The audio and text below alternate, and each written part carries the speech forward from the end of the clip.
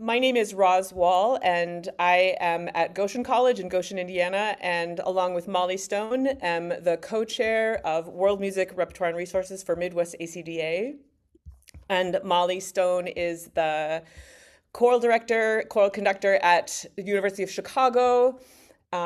She's also the co-founder and director of the Chicago World Music Chorus, and teaches internationally with Village Harmony. And we had a conversation recently with Dr. Diana Saez, and it was so much fun. We thought it would be great to have a public conversation where she could share more of what she does and what she knows. Um, Dr. Saez is the director of choral activities at Towson University in Baltimore, Maryland, and directs the University Chorale, and the Women's Chorale. Um, the Women's Choir and the Choral Society. I'm just also looking at making sure I'm letting everyone in. Um, Leading specialist in the field of Latin American music, and is a frequent guest conductor and lecturer internationally. For 25 years, she was the artistic director of Cantigas, which she founded with a mission to increase awareness and appreciation of Latin American and Spanish choral music. Cantigas appeared at the Kennedy Center and the Strathmore Center and toured internationally. Dr. Saez began her education at the Escuela Libre de Música in San Juan, Puerto Rico, and has a Master of Conducting from Temple University and a DMA from the University of Maryland in College Park, and also holds a Master of Education from Harvard University. So we are just thrilled to have you here, Dr. Saez. One thing, we were just talking about this, at the end of the year, everyone can feel exhausted and just ready for a break and aware that we need to pick new music, but not ready to tackle it yet. And it was energizing to speak with Diana, and we both got very excited at digging into her music and the additional resources. And so we're going to ask a couple of questions just to get the conversation started, and Dr. Saez will share what she has to offer at the very end. We'll leave about 10 to 15 minutes for questions from you. In the meantime, feel free also to put questions in the Q&A box there, or give a shout out in the chat as a way of just participating in the conversation if you want. So one way to start is, we loved that Diana spoke about how Latin American music is not a monolith, and that each country and region and culture has its own diversity of music. And could you perhaps start the conversation talking about that? Yes, yes. Well, thank you so much for having me, and being part of this conversation. And I love it that I'm going to get to know my colleagues in the Midwest. That's very exciting for me. Well, I always say that all music is multicultural, right? And that nothing is pure. It's never been pure, even during romantic periods. The music that Brahms did it was sometimes inspired by Hungarian music or by gypsy dances, or right. Latin America is a very, very awesome case. I always like to, every time I do a presentation, every time I always say, at the end of this presentation, if you get out with knowing that Latin America is a region of many people, many cultures and languages, I'll be happy. That if the only thing you get out of this presentation is that how diverse Latin America is, I'll be happy, right? I think things have improved a lot. But when I started doing these things, when I founded Cantigas, oh my God, the stereotypes were awful.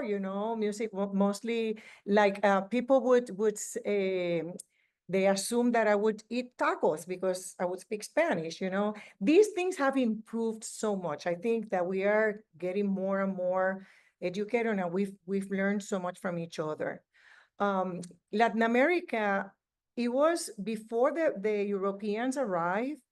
they were already very strong, culturally strong with music and poetry cultures. They were developed, you know, they had poetry, they had music, musical instruments.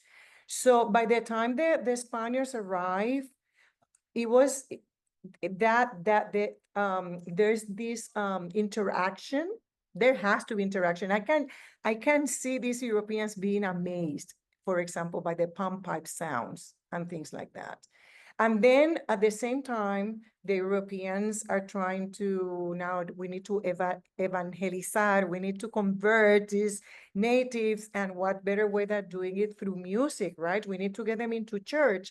So we need to teach them the way we sing. We need to teach them how to build the instruments the way we build our instruments. But that doesn't mean that the natives would adapt it, because now you have to use they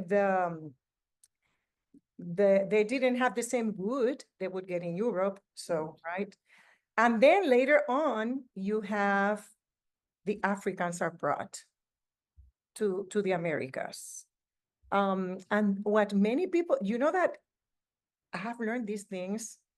I always say that music is everything I have learned about history, I've learned through music. Because every time I get into one of these songs, I learn about the Incas or the Aztecs or the Mayans. And then I learn very late, when I was doing my more research about Afro Latin American music, I learned that when there was you have to help me here, when the Africans were forcibly brought to the Americas, right? During what is that? I'm trying to think of that phrase. Transatlantic slave trade. Exactly, during Yeah. the slave trade, 95% of the Black people from West Africa ended up in Latin America. That means from Mexico down Central America, Venezuela, Colombia, and Peru, Ecuador, Argentina, and even Chile, and Brazil, of course, all through the Caribbean, right? So that was that's it, because, and also, I guess for you Americans, you know that you are so aware of your African American music in choral music, right? Like what? That only 5% ended up in the United States. That only that give us a lot of information. And that is, you know, when I also talk about these influences, there's a term that was coined by Fernando Ortiz. He was a musicologist from Cuba. And he coined this concept of transculturation, which I love, because this is a concept where two or more cultures bring their elements, and out of the interaction of those elements, something new comes. So it's not that the Europeans came and they imposed their music. Well, they did, they kind of did, right? Or backwards. It's that they learned from each other, they interacted. And the cool thing here is that new forms, new genres came out. And that's how I like to approach, especially when we talk about Latin American folk music. If we go to South America and we are in the region of Peru, in the Andes, the music is going to have a strong Native American influence, right? Because for obvious reasons, there was a very strong music culture there. By the time the Spaniards got to Cusco, they had a strong music culture.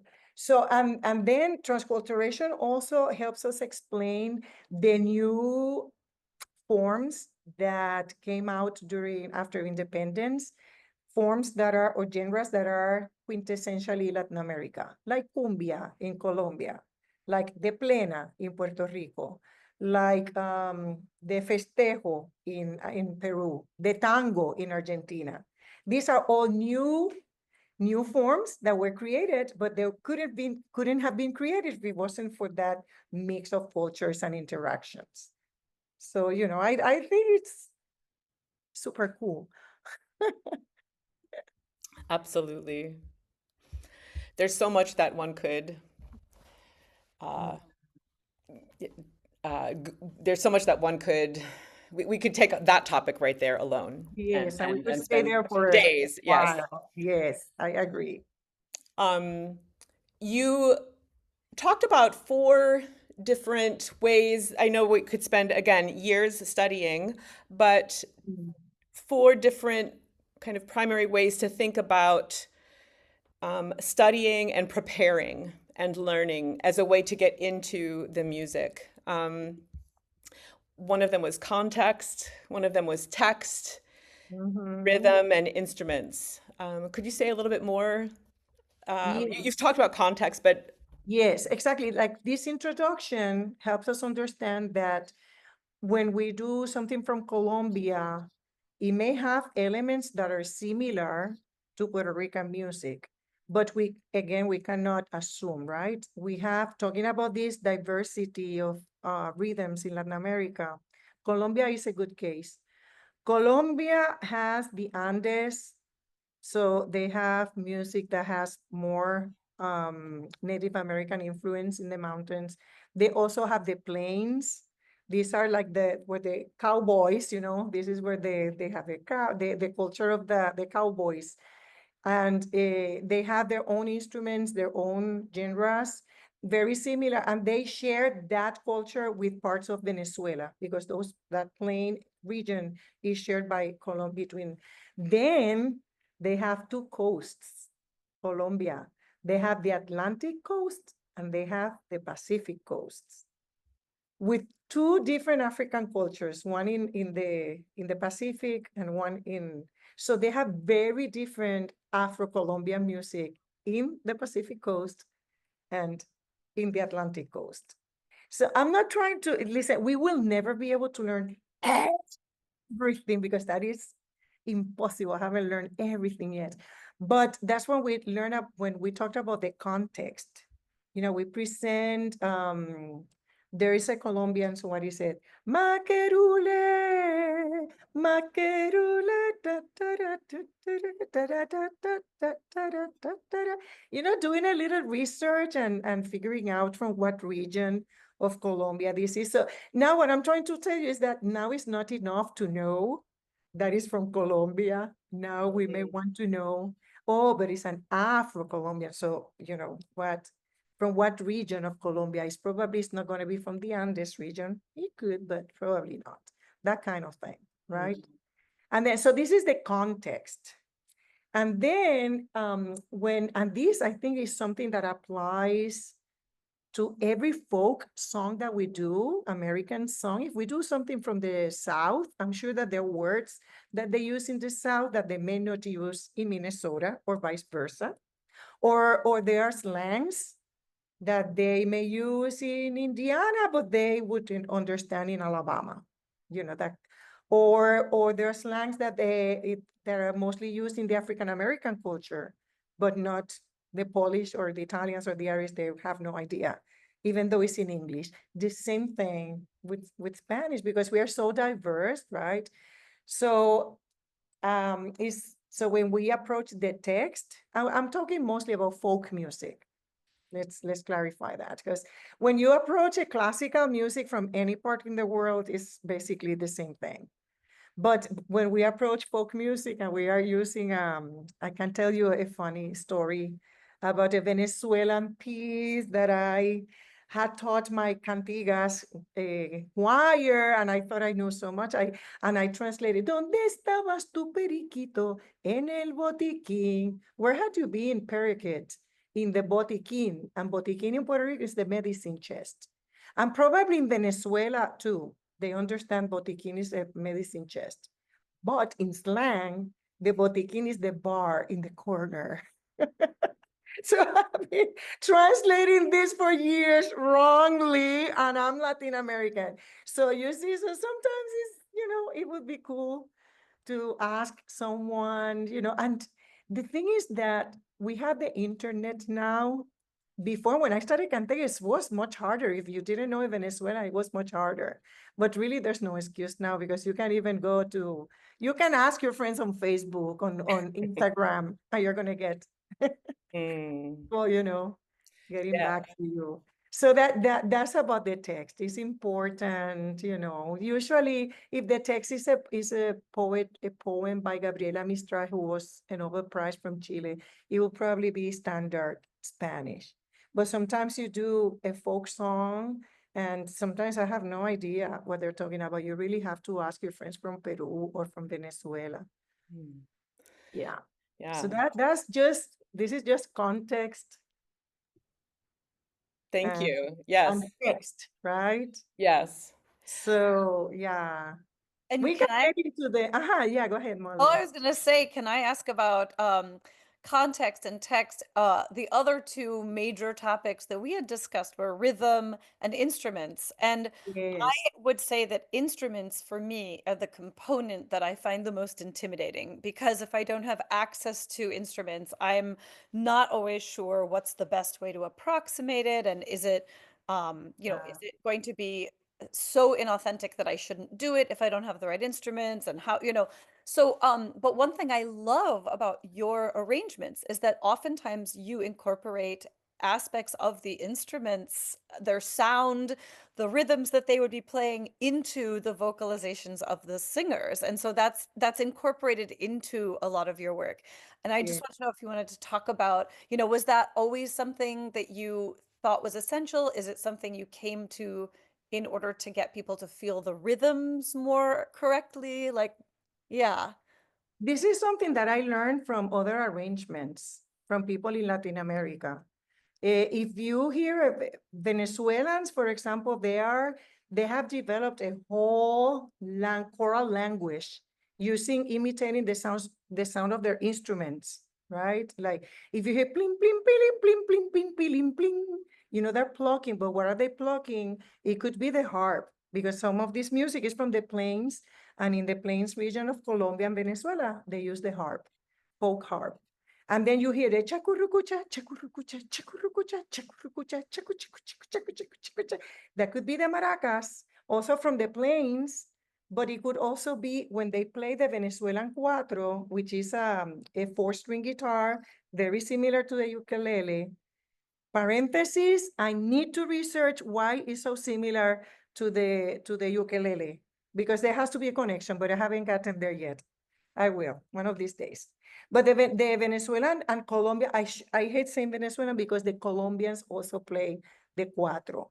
Mm. Okay, so they consider it their instrument too. It's an instrument from a region, from the plains originally, because now it's played all over Venezuela and Colombia. Okay, and the way they play it in the plains is very percussive. So when if I go, you know, when they strong the cuatro, the four string sounds very percussive. So that chacu chacu is could be imitating all those sounds, cuatro and the maracas. And then, of course, you said boom, boom, boom, boom, boom, boom, which is the bass. Mm. So that is an example. So doing a Venezuelan song like a joropo with a lot of chacus and plim plings and not knowing the origin of those sounds, you are doing, your students will never be able to get the right sound because they don't know what they're imitating. Mm. So I remember when we were talking at US about what do you suggest? How do you suggest we approach this? So let me go back to Google again. If you're doing a song and it says joropo, I mean, you go to Google and you Google joropo and you will probably get 10 videos of folk musicians playing these instruments. And then you can listen to them before, and you can have a section in your class where they can listen to that and they can figure out, they can, even before you introduce the song, you can ask them, how would you imitate this? Mm. So the onomatopoeia in Latin America is very, very important. And in some regions more than others, but like Venezuela, and then in the Caribbean, the onomatopoeia is going to be different. The sounds are going to be different. If you do, and this is where I could do some sharing. Mhm. And I know that my colleague and friend Suzette Ortiz, she's in the chat, she's here with us.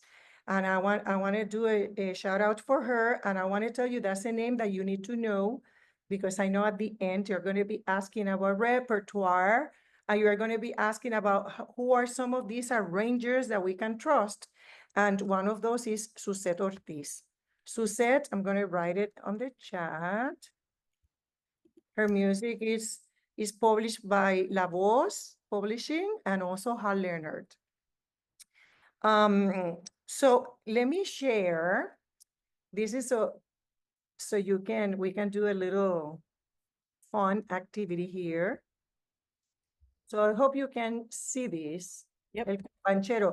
El cumbanchero, it's a Puerto Rican, not even folk. Rafael Hernandez was a very well-known composer from the first half of the 20th century. He was performed all over Latin America. Some of his music has been performed by American bands, and sometimes you hear it on FM and you have no idea it was a Rafael Hernandez melody, because some of his melodies are very, very well known. This is one of those. Suzette did a very beautiful jazz-inspired, very, very onomatopoeic arrangement of El Cumbanchero. El Cumbanchero means someone who likes to have fun, who likes to play and dance and sing, like many of us, okay? So let me play a little bit of the piece, and you're going to hear some of these onomatopoeias. Yeah! Okay. This is a great arrangement. You're going to love it. I just did it with my chorale. They loved it. I'm going to start here because I want you to focus on listen to the choir imitating sounds. And then I will tell you what sounds they were imitating.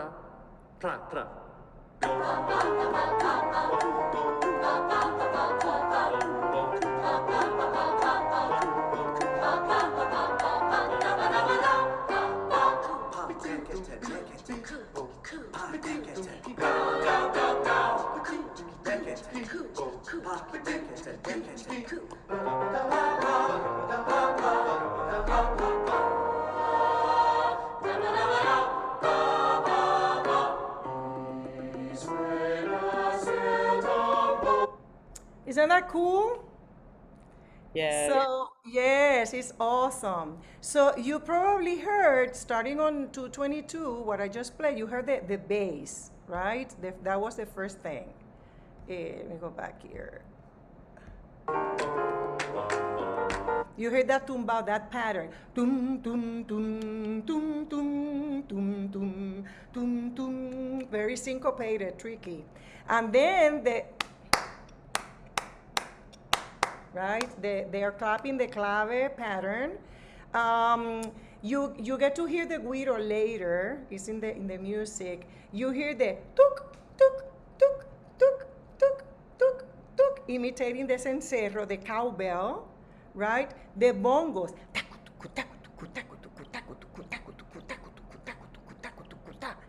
The congas. Suzette, are you around? Can you join us? Yeah, I'm here. I'm listening. So Suzette, in the one of the onomatopeias you do, because we're going to do this later, you call it the cáscara. So can Yeah. you tell us what the cáscara is? Well, the cáscara is when you hit the side of the timbal. But when I was in Cuba, I learned they use this bamboo instrument that when you hit it on the side, it's like you're hitting the shell of the instrument, and they call it cáscara. But the particular rhythm, they call that cáscara. To play the Yeah. cáscara. So if Yeah, you want to think about Cascara, maybe we should think about Tito Puente. exactly. Those of you who've heard about Tito Puente, you know, hit it on the side of those timbales, tac, tac, tac, tac, tac, tac, tac, tac, tac, right? Yeah. So, so now you've met Suzette Ortiz, and I'm so happy you're here. And I hope that after this you will get. She has this arrangement, and she also has an awesome arrangement, Molly, for SSA of a salsa song that also has onomatopoeias. It's called Catalina La O, and it's very, very accessible and very beautiful. So let's have some fun. Let's imagine that we are in the same room, and I'm gonna play this. And so just pick one of those instruments, right? So let's practice. First is the bass. Doom, doom, doom, doom, doom, doom, doom, doom, doom, doom, doom, doom, doom, doom, doom, doom, doom, clave. And we start there in, there's the 2-3 clave, which means you start with the 2 part, 2, 2, 1, 2, 3, 1, 2. This is the 2 clave. 1. If you start with the 3 first, 1, 2, 3, 1, 2, that's the 3-2 clave. But we are going to do the 2-3 clave. And then you can also do the, if you want to practice, the cowbell, tuk, tuk, tuk, tuk, tuk. And you have to, you know, if you know it's a cowbell, it has to be high, right? It's not tuk, tuk, tuk. You have to imitate it. Tuk, tuk, tuk, tuk, tuk, tuk. So you don't even need to worry about the vowel so much, right?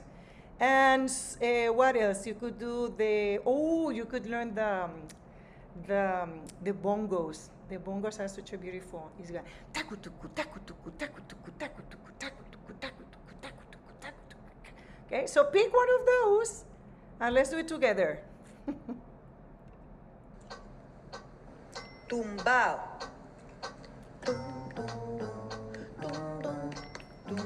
Claves.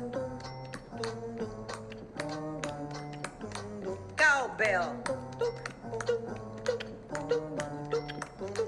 Guiro. Bongo. Cáscara.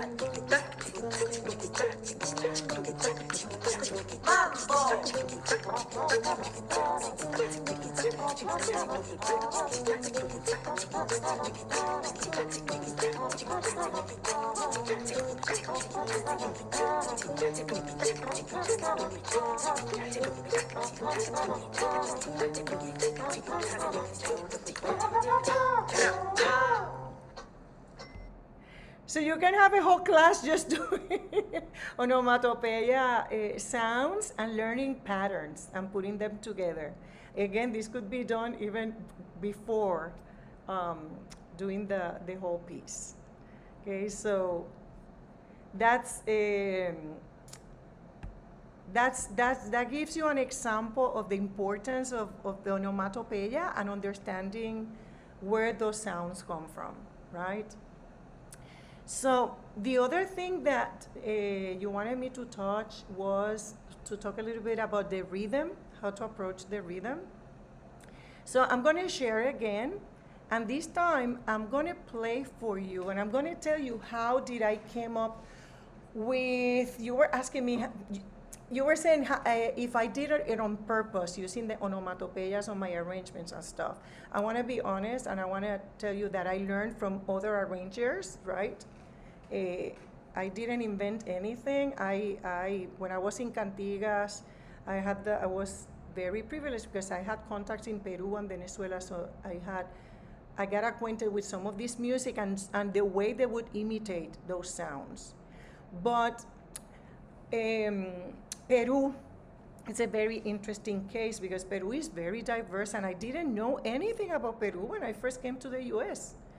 I knew a little bit about the Andean music, the music that has Native American, that music that like the Condor Pasa.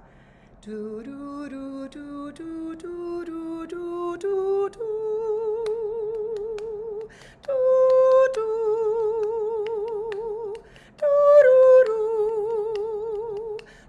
do, do, do, right? Very famous Peruvian melody that uses bamboo flutes and palm pipes, and probably they use the Andean drum, the bombo, which has a very Native American sound. I knew a little bit about that music, but just a little bit, because that's also very diverse in itself. I had no idea that Peru had a strong African influence in this music too, because there were a lot of African communities in the Pacific coast, and they didn't have their instruments from Africa, so they had to create their own, and that's how they came up with the cajon, which all of you are very familiar, right, with. You have those in your music classrooms. It has become a very popular musical instrument that many of you, many people don't even know it comes from Peru. And it made its way to Spain because the flamenco dancers and singers, you know, they do a lot of percussion. They use tables, right? And when they discover, wait a minute, this is such a great instrument, we need to incorporate this too. So now they use it's part of their instrumentation, and it's also a beautiful example of how nothing is pure. You see, we are exchanging and learning from each other, and it's not only Europeans influencing, but now this is an Afro instrument make it all the way to Europe. So I think that's actually very awesome. So I'm gonna play for you, I'm gonna share with you a video, and I want you to look at this video, and on the chat, you're gonna write all the instruments you see and hear, okay? There.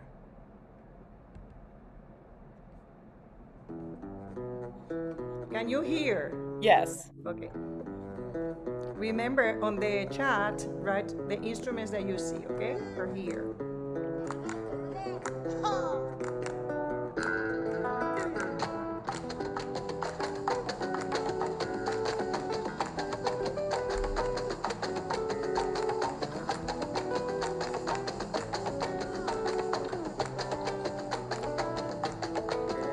Si tumba y retumba la tumba, mi ritmo lo marca el cajón, hombros, caderas, embriaguez. Sorry. Sorry. I didn't mean to do this. There's still more. Embriaguez, cajita y quijada suenan ya. Si tumba y retumba la tumba, mi ritmo lo marca el cajón, hombros, caderas, embriaguez, cajita y quijadas, y mi voz transmitiendo la herencia de abuelos traídos del mar, y mi voz con la africana esencia de tu mamá nacido. Si tumba y retumba la tumba, mi ritmo lo marca el cajón, hombros, caderas, embriaguez, cajita y quijada suenan ya. Si tumba y retumba la tumba, mi ritmo lo marca el cajón. Okay, so let me see you. Let me look at the chat. So exactly, the cajon, claps, lot of hands, congas, which actually is not from Peru, but it's fine because you know it helps with this bass, electric bass, palmas, muy bien. The bell, the cowbell, guiro. Did you see a little box that they had that they were opening and hitting with the cajita, Molly, exactly, the cajita. Also, you missed it, but what about the donkey jaw? The donkey is super important in Afro-Peruvian music. So now I want you to a little bit more and see if you can tell me if you were going to write this in what time signature, what time signature would you use? I'll move it up a little bit. Let me see. Dios del mar y mi voz con la africana esencia de tu mamá nacido si tumba retumba la tumba mi ritmo lo marca el cajón hombros caderas y veantes cajita y quijada suenan ya si tumba y retumba la tumba mi ritmo lo marca el cajón, hombros, caderas, cimbreantes, cajita y quijada. Ay, tumba, que tumba, que tumba, que tumba, retumba la tumba. So who hasn't answered it? Someone was so funny. Trick question. It's not that tricky, really. So I write it in 12/8. So now I want to talk to you a little bit about my process, right? I wanted to do an arrangement of this rhythm from Peru that is called festejo, which also means fiesta. And I couldn't believe that there was nothing. They have arrangements of festejo in Peru, but they're not published in the US. So I said, maybe I should make one up. And that's how my arrangement came up. So how do I do it? First, you have to figure out how am I going to write this in what time signature, and I decided to do it on 12/8. 1 and a 2 and a 3 and a 4 and a 1 and a 2 and a 3 and a 4 and a ti ti ti ti ti ti ti ti ti ti ti ti ti. Okay, now I got that. And then you start to decipher what is the pattern, what are some of the rhythmic patterns. Pam pam pa pam ti ti ti ti ti ti ti ti ti ti ti ti ti pam pam pa pam ti ti ti ti ti ti, right? Or tam pam pam pa pam.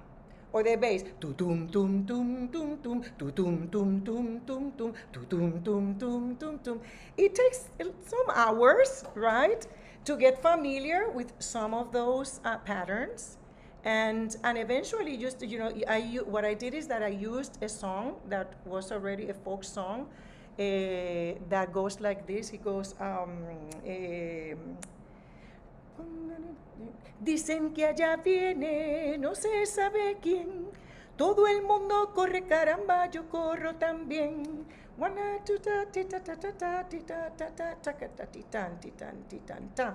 And then I said, well, maybe that's too simple, so I came up with a refrain.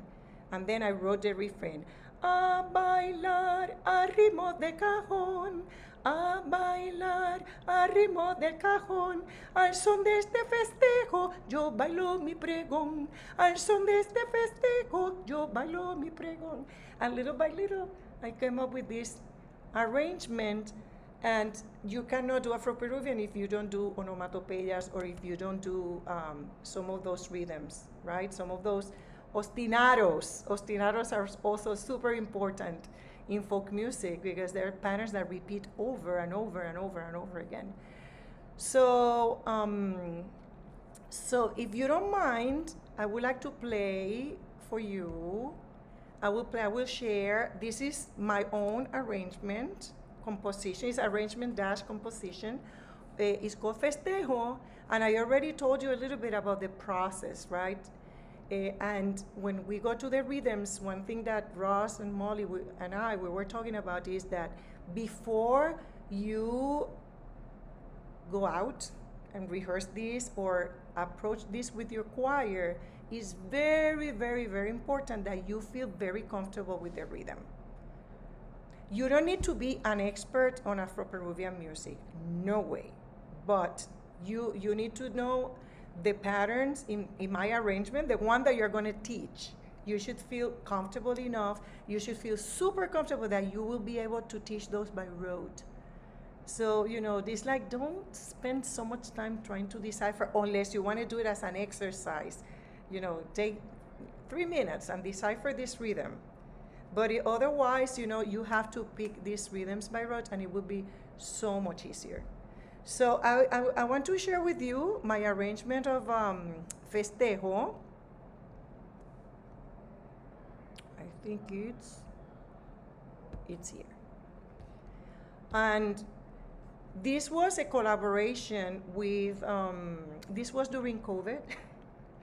And when I approached a colleague of mine at Catholic University in Lima, I said, I want you to know if if you like this arrangement or not, because I'm not Peruvian, right? And she liked it, and she said, can I do it with my treble choir? And I said, you can, if we can join you, because it was, COVID, so we could do things online. And this is the product of that collaboration. And she added many other instruments, so it was a luxury to do this. Oh, can you see it? Yes. Okay, that was a teaser. There you go. Look, she added the donkey jaw.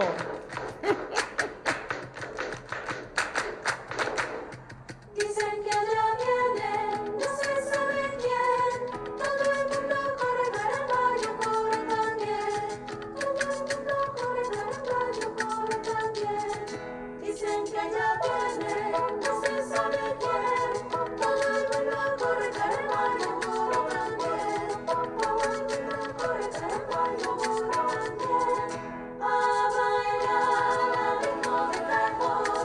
A bailar al ritmo del tambor.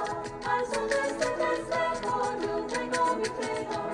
Al son de este festejo yo tengo mi pregón. Yo tengo mi pregón.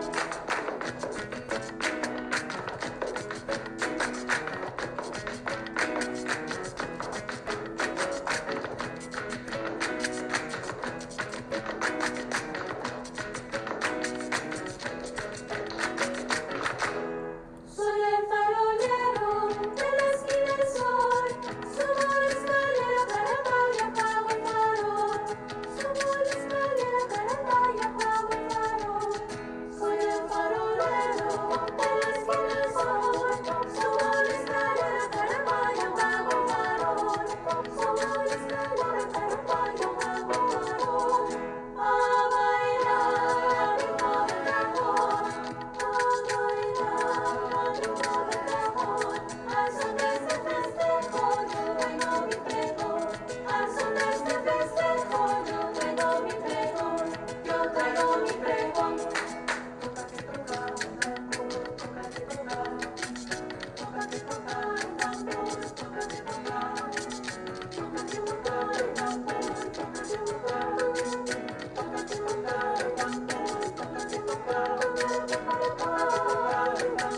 toca que toca. Toca que toca el tambor, toca que toca. Toca que toca el tambor, toca que toca. Te traigo mi pregón, Perú. There you go.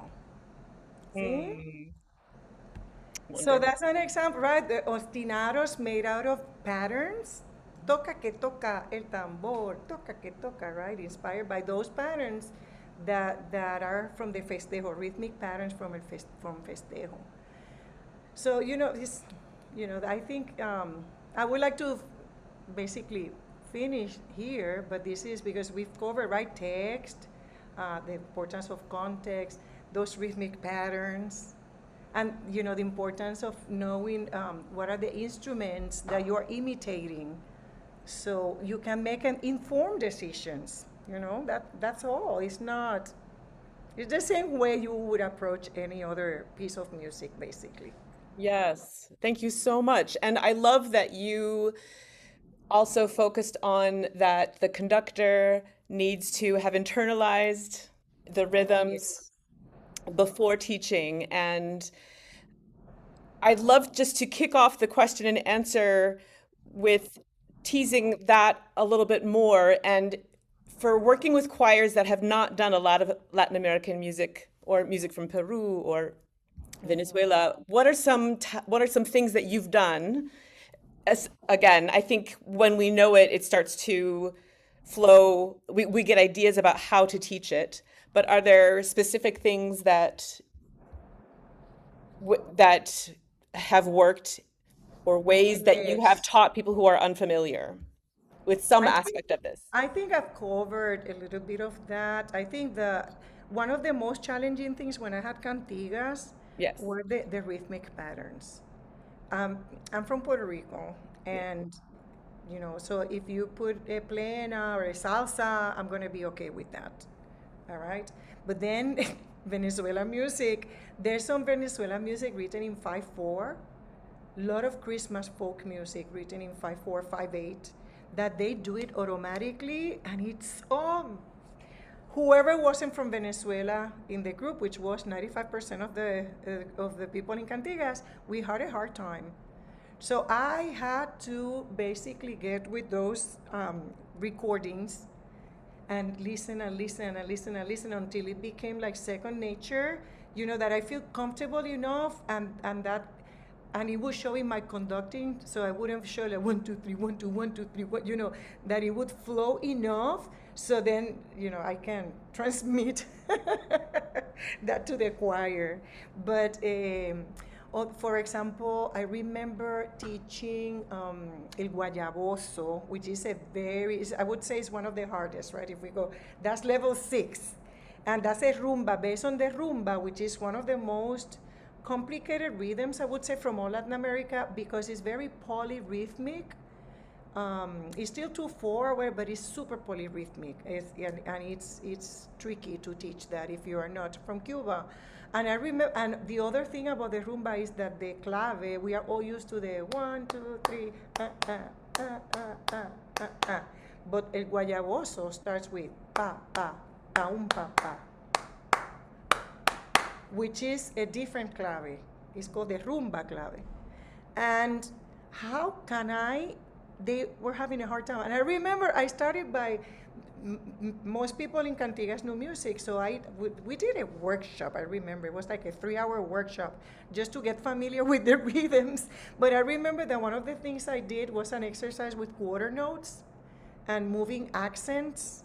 And now let's accent here and there. Okay, let's now tie these 2 quarter notes and add the accent. And by the end, I don't remember anymore because I didn't save that paper, but you get the idea, right? And they decipher it by themselves. That was one specific thing I did for that piece of music. The festejo, for example, is just getting familiar. Taka ta taka ta ta ta taka ta ta ta ta ta ta. And even before you do anything, don't teach music, don't teach notes. Get familiar with those rhythmic patterns, and teach them.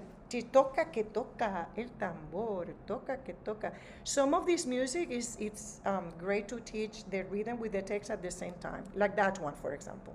Toca que toca el tambor, toca que toca, and dance with it.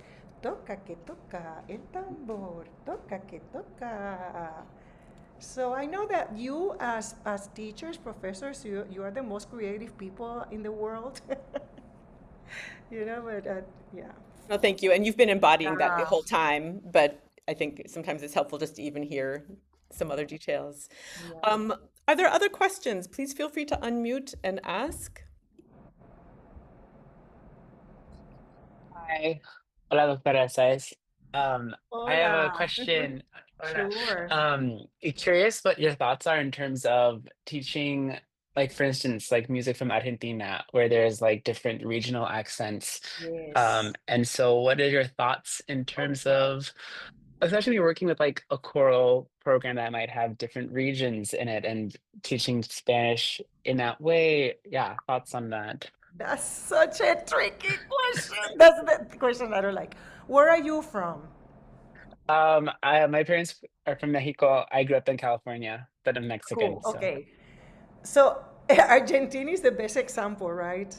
So for those of you who don't know, yeah, we pronounce Spanish differently regionally, right? For example, in Argentina is the most peculiar one, where instead of caballo, like if I say caballo, like soft j. People in Bolivia, I heard people who actually pronounce the double L, like caballo, something like that. I've never been able to do that. Then the Argentinians would say, because they are special, they would say caballo, very strong, right? Well, for 25 years, I did cantigas, and we had people from all over Latin America. And yes, if we were doing an Argentinian song, we would try to do the caballo a little bit, you know, but we never honestly made a big deal out of it because when you are teaching your choir, let me tell you an example. We were doing a program of Spanish music, and it was not old music. It was more, and we were all Latin American, and we started singing with the with the theta, and we were collaborating with a Spaniard. She was a castanet player, and she came up to me and she said, "Please don't do the theta, because it doesn't sound genuine coming from you." I was like, okay. She knew that we were not Spaniards, and it sounded like we were making fun because then it sounded so exaggerated that it didn't sound genuine. So you just have to make informed decisions. You have to make your own decisions. See if the choir sounds natural, right? Keep it, do it. But it's hard to have a whole choir trying to imitate that Argentinian caballo. It's going to sound awkward. It could sound awkward.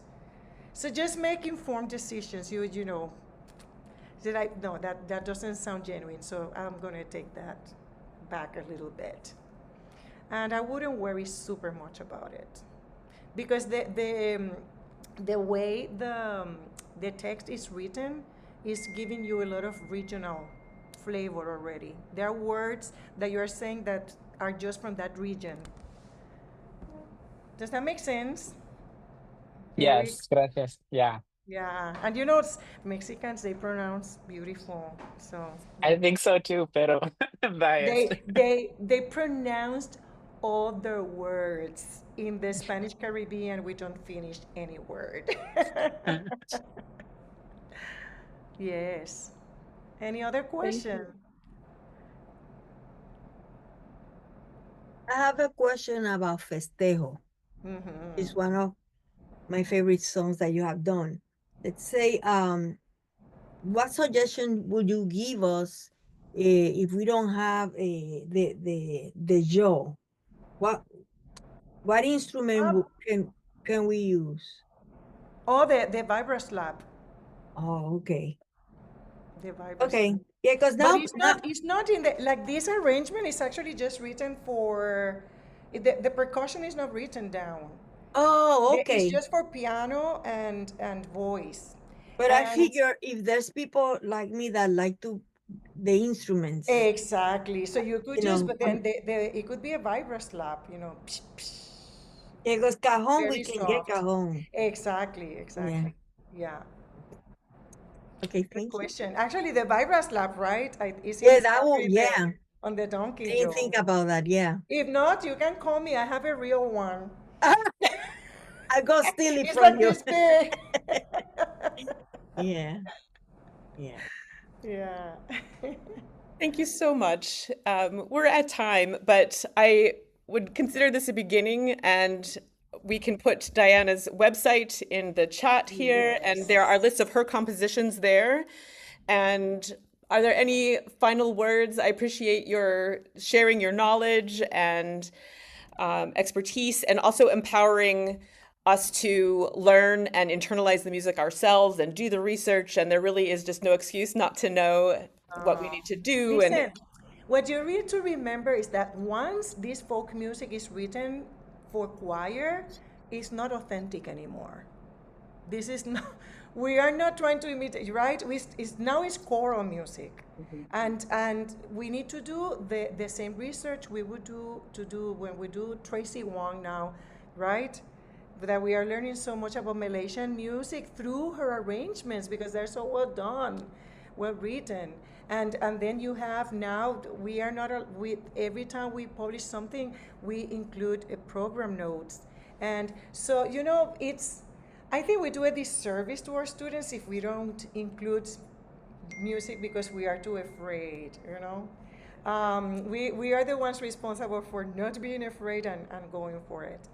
This is, we remember that we share this music, so it will be performed.